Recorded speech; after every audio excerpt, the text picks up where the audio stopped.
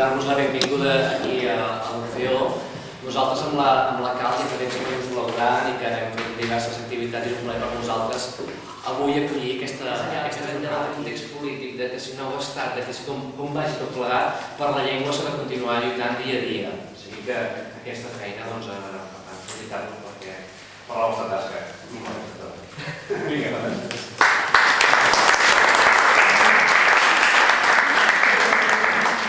I en nom del secretariat de la Cal, també en nom com a membre del nucli de Gràcia, doncs també ens és una satisfacció poder fer aquesta jornada avui de llengua, perquè, com sabeu, estem en un moment històric bastant important. Els horitzons que s'obren d'aquí als propers mesos són incertos però també molt il·lusionants, i un dels elements que segurament canviarà és l'ús que se'n fa de la llengua i què és el que podem fer com a entitat i com a poble per promocionar l'extensió del seu ús, que és una mica l'objectiu d'aquesta jornada, des de diferents àmbits, des de l'àmbit jurídic, des de l'àmbit de la comunicació, des de l'àmbit del món dels negocis i des de l'escola, quines polítiques es poden o quines oportunitats s'obren d'aquí al horitzó que s'ha properament per tal que aquest ús social del català augmenti. Aviam, estem avui aquí amb una sèrie de persones invitades com per poder desenvolupar un acte sobre l'ús social de la llengua catalana. Tenim aquí a la dreta l'Eva Pons, que és professora titular de Dret Constitucional de la Universitat de Barcelona. Sobre el qual també, a banda de les treballs que s'han fet, acabo de fer un estudi, que no és públic, però almenys jo tinc la informació, sobre quines implicacions podria tenir el concepte d'oficialitat en un estat independent.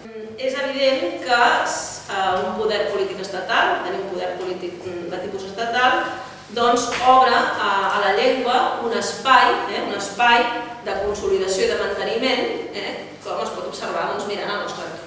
Bé, la decisió sobre quina és la llengua de l'Estat o quina és la llengua oficial és una decisió política, evidentment política, és una decisió que és expressió d'una sobirania.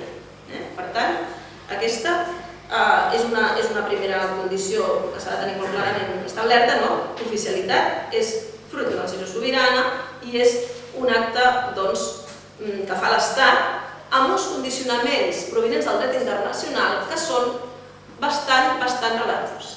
Aquesta opció, reconèixer una llengua oficial, que era fàcil la llengua nacional i llengua oficial, i reconèixer usos oficials d'altres llengües, és l'opció que, tenint en compte que no hi hauria modulacions territorials, permetria també modular els usos oficials de la llengua castellana, per d'alguna manera donar un tractament que permeti la viabilitat de la llengua catalana, tenint en compte la seva situació també sociolingüística.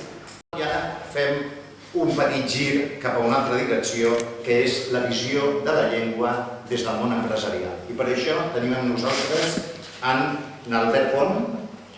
El 26 de setembre del 2013 fou escollit president del Cercle Català de Negocis. Nosaltres, com a entitat del Cercle Català de Negocis, el que hem fet durant aquests últims anys ha sigut aportar una visió més econòmica en el procés sobiranista.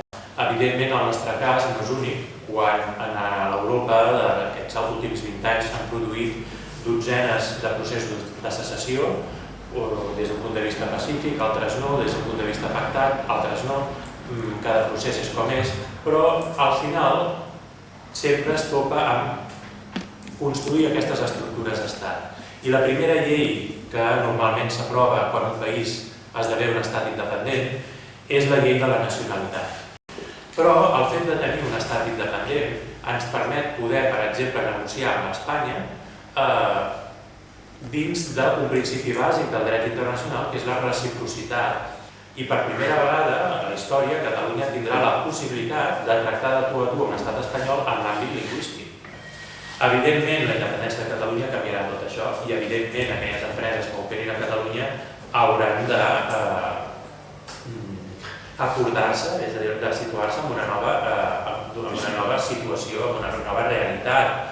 Per part de l'empresa privada, jo no tinc cap dubte que aquí hi haurà una fidelitat absoluta cap al que dicti la majoria de la societat catalana.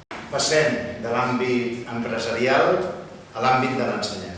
Pere Mayans, actualment és cap del Servei d'Immersió i Acolliment Lingüístic del Departament d'Ensenyament de la Generalitat.